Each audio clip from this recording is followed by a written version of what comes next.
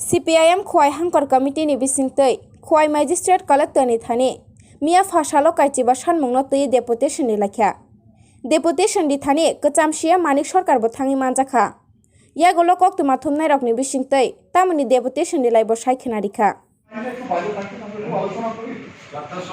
তেলিয়ামোড়াতে আমরা বসেছিলাম। এতে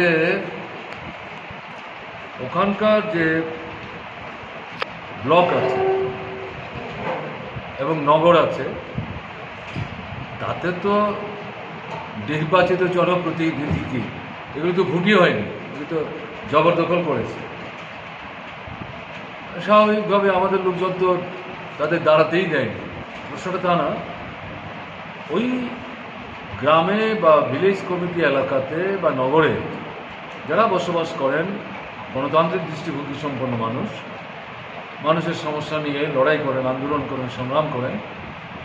আমরা যখন আমাদের ইচ্ছা প্রকাশ করেছি যে আপনাদের কাছ থেকে আপনাদের সমস্যা আমরা শুনতে চাই, জানতে চাই, তারা আগ্রহ নিয়ে এসছেন। তেলিয়ামোড়াতে প্রায় ঘন্টা আড়াইক যাবত তাদের কাছ থেকে আমরা শুনেছি। ঠিক তেমনি আজকে খোয়াইতেও 3টা ব্লক এবং একটা নগর খোয়াই শহরে, এখানেও প্রায় 2.5 থেকে 3.5 ঘন্টার মতো এই এলাকাগুলো থেকে এই অংশের মানুষ যারা তারা এসছেন, তারা তাদের এলাকার সমস্যার কথা বলেছে। এই সবগুলোকে একসাথে করে একটা স্মারকলিপি তৈরি করে আমরা ডিস্ট্রিক্ট ম্যাজিস্ট্রেটের কাছে সেটা উপস্থিত করি। এটা মনে করার কারণ নেই যে শুধু খোয়াই জেলাতেই আলাদা করে আমরা করছি। আমরা এর আগে গোমতী জেলায় করে এসেছি এরকমভাবে, তার পরবর্তী সময় সিপিআই জেলার এভাবে আমরা করে এসেছি, ডিএমদের সাথে দেখা করে এসেছি এবং আজকে আমরা খোয়াই করি। এখন এই খোয়াই জেলার গ্রাম পঞ্চায়েত 54টা, ভিলেজ কমিটি এলাকা হচ্ছে 69টা, 123টা গ্রামীণ এলাকা থেকে প্রতিনিধিত্ব করতে পারেন এরকম লোক ওই এলাকায় বসবাস করেন, তাদের সাথেই কথাবার্তা বলা। আর নগর আছে 2টা, একটা তেলিয়ামোড়া, একটা খোয়াই, এখানকার প্রতিনিধি ছিল। তাদের থেকে যা আমরা পেয়েছি, যে ডিটেলে তারা নিয়ে এসছে, তার কয়েকটা বিষয় শুধু আপনাদের জেতাতে আমি এখানে তুলবার চেষ্টা করছি। তার কাজ অনেক নিচে নেমে এসছে। বামফ্রন্ট সরকারের সময় গড়ে 80 থেকে 85 দিন কাজ হতো বছরে, সেটা নেমে এখন 50-এর নিচে চলে গেছে। অভিযোগ যেটা আসছে, আমি খোয়াই জেলার কথাই বলছি, অন্য জায়গাতে একই অভিযোগ, খোয়াই জেলার কথা বলছি, যে দেখা যাচ্ছে গড়ে গিয়ে কাজ হচ্ছে 35, 40, 50, কিন্তু কোনো কোনো জায়গায় কিছু কিছু লোক 120, 25, 150 পর্যন্ত কাজ পেয়ে যাচ্ছে। কী করে এটা সম্ভব? এবং তাদের মধ্যে একটা অংশ কাজের গোড়াই যায় না।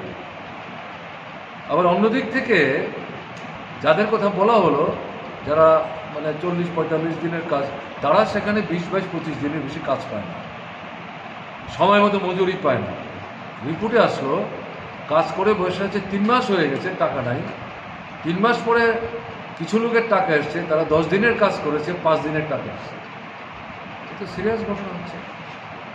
আর ব্যাংকের থেকে যখন টাকা তুলতে যাচ্ছেন, তখন দেখা যাচ্ছে শাসক দলের লোকরা যারা চোখ রাঙিয়ে ওখান থেকে টাকার অংশ চাইছে, শেয়ার চাইছে, না দিলে পরে হুমকি দিয়ে বলছে এই শেষ, সামনের বার কিন্তু আর কাজ করা যাবে।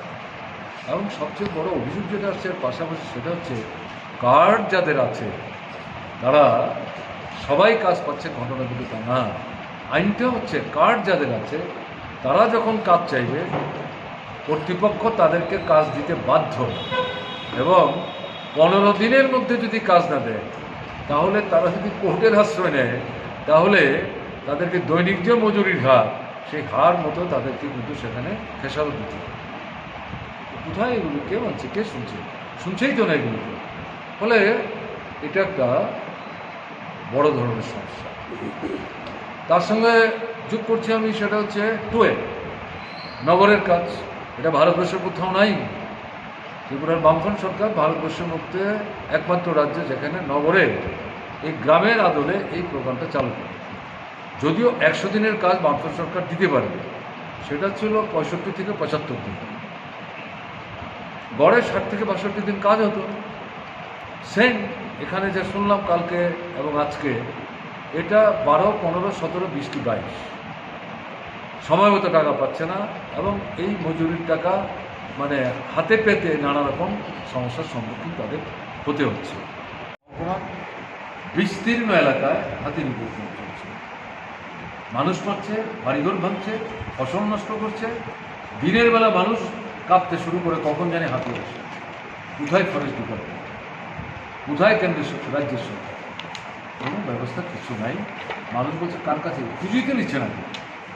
আমাদের সময় এই সমস্যা ছিল না, ঘটনার মধ্যে তা না, আমাদের গভর্নমেন্ট থাকতো তখন এই জিনিস করতো, কিন্তু 24 ঘন্টার মধ্যে লোক গিয়ে হাজির, যারা বিপন্ন হতেন তাদের সাহায্য করত, সরিয়ে নেওয়ার চেষ্টা করতো, ভাগাঘর ঠিক করে দিত, হাতিকে তাড়াবার চেষ্টা করতো। কেমন না বলছে, এখন তো এই যে প্রাথমিক কাজটা, এটাও করার কোনো লোকজন সেখানে নেই। সব মিলিয়ে যেটা দিয়ে দাঁড়াচ্ছে, এখানে একটা কাজ হচ্ছে ভালো, সেটা হচ্ছে বিজ্ঞাপন,